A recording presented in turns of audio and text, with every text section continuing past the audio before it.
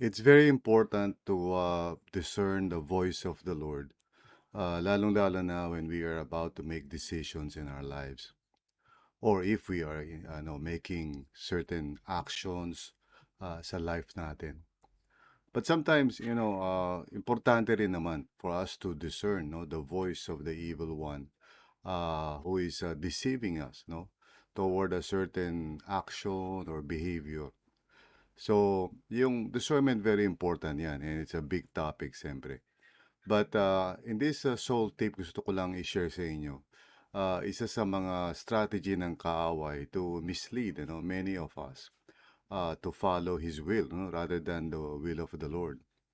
At remember si Satan, of course, and all his ika nga demons, no, are deceivers, no, liars, okay?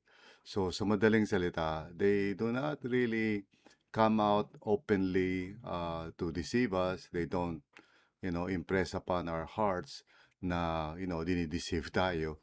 Of course, yun ang mahalaga natin maunawaan. It's through our thoughts, our feelings, yung inner dynamics ng ating puso or our soul or our spirit, no?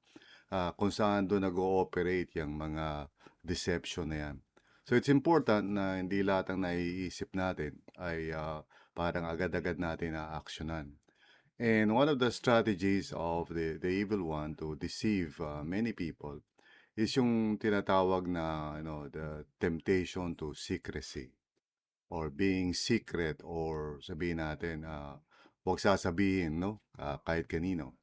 Now, of course, siyempre, may value naman talaga yung keeping things private.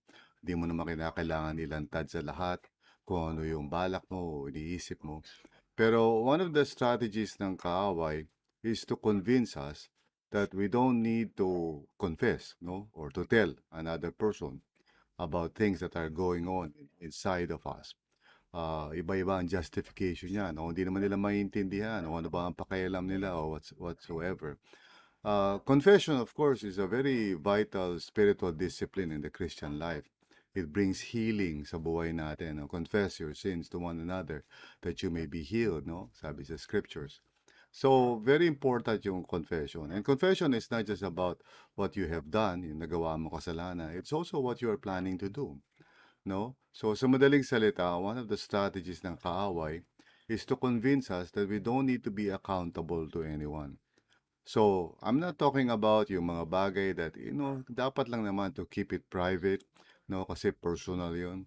But at the same time, let's be careful na pag merong pumapasok sa isipan natin, wag nang sabihin o wag nang maging accountable kanino man doon sa mga binabalak natin. Especially kung nakakaramdam ka ng mga, apprehension or concern sa puso mo. And this is especially true for people na sinurrender nila yung life nila when they are, to the Lord. So when they are about to do something na contrary to the will of God, surely the Spirit of God would, interfere sa proseso na yun. And you would be bothered by it. Yung peace mo would be affected, no, sa puso mo. So know this na very important ito.